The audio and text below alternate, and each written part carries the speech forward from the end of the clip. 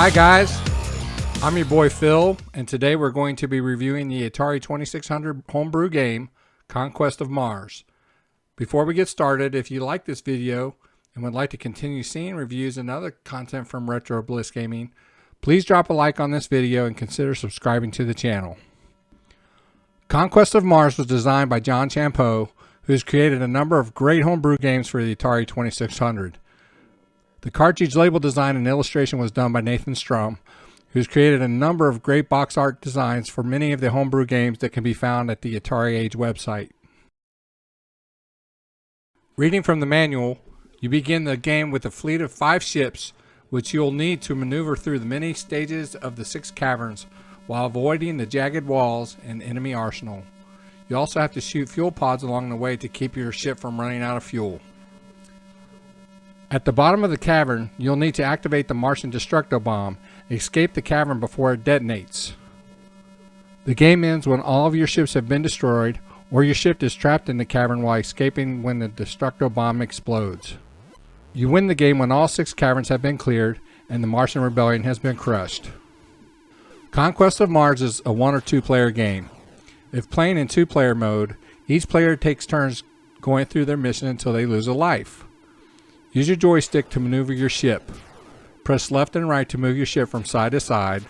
Press up to slow down and press down to move faster. When descending down the cavern, press the red button to fire your missiles. Your ship is equipped with a dual missile. Once fired, both missiles must either exit the screen or hit a target or cavern wall before you can fire again. Your shots cannot travel through the debris of destroyed enemy targets. Once the bomb has been activated at the bottom of the cavern, escape using the joystick to maneuver your ship to avoid the cavern walls. Pressing the red button will speed up your ship as it tries to escape the cavern. Trust me, you will need to use those thrusters to get out before the bomb explodes. If you crash into the cavern wall or into an enemy object, or if your fuel gauge reaches 0, you will lose a ship. If you do lose a ship, and you have additional lives left, you will begin your escape from the cavern again, but your time to get out does not reset. It's pretty much impossible to escape if you do crash, because you will run out of time. If you do reach the surface before the timer reaches 0, you will earn 500 points for each second left, and your ship will hover over the cavern as the bomb explodes. You are also awarded an extra ship for each cavern that you escape from.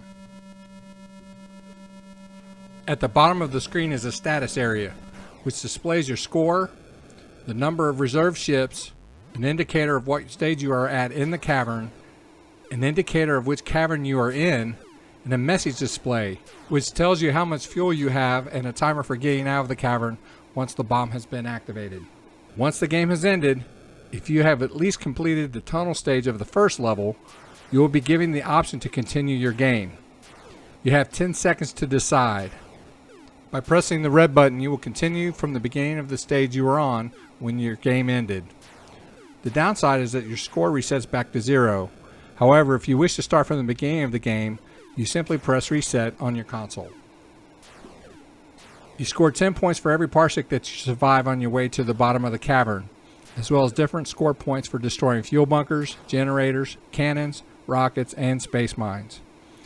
You also receive survival bonus points for clearing stages 2, 3, 4, and 5. This game is a vertical shooter designed with the same idea as the Atari 2600 horizontal shooter Scramble, which is a great port of the arcade version. I'll be reviewing that homebrew as well. Some tips from the manual suggest to shoot all of the enemy objects and collect as much fuel as possible. On the rocket stage, try to line up your missiles to take out 2 enemy objects with 1 shot. Studying the pattern of enemy structures and cavern walls is key to getting past them. Approach the gates aggressively to give your ship plenty of time to fall back and wait for an opening. Your ship cannot fire if any of its previous missiles are still on the screen. There is also a small delay between shots, which is your cannons recharging. Be as aggressive as you can when moving through the maze. Overall, this is a fun and addicting game. Learning the patterns has helped me to further get through the game, that's for sure. It's a bear trying to get past the force fields in some of the caverns. I wish there was a way to deactivate the force field before you get to them. I had thought that by destroying the generators on the way down may do that, but this is not the case. It's a timing and navigation thing, and it takes a lot of practice trying to figure things out. This is where the game continues definitely help out. It at least allows you to continue practicing till you get it right. If you'd like to give this game a try, the demo version can be downloaded from the Champ Games website. I'll leave a link in the description below. You may also purchase a full ROM version at Champ Games, but I suggest that you try the demo version first. Depending on which emulator that you are using, the game may or may not run. My personal experience is that the ROM runs fine on the Stella emulators, including the Retron 77, but does not work on the flashback units, including the Flashback Portable. You may also buy the actual game cartridge from the Atari Age website. I'll leave a link in the description for that as well. I really believe in supporting the Atari Homebrew community. We are getting great games using newer technology and programming that wasn't available when the Atari 2600 console was released. Man, I wish these games were available back when I was a kid. There may be some that think that these newer homebrew games aren't exactly retro, but I believe it's retro just to play these games on older consoles regardless of when they were released. If you have any tips or tricks that I failed to mention, please let me know in the comments. I'd love to get a conversation going with you. Well, that wraps it up for this review of Conquest of Mars.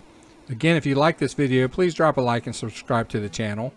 It encourages us to continue creating new content. Check back with us as we are uploading new videos weekly. Until then, have a blessed day, and we will see you next time on Retro Bliss Gaming.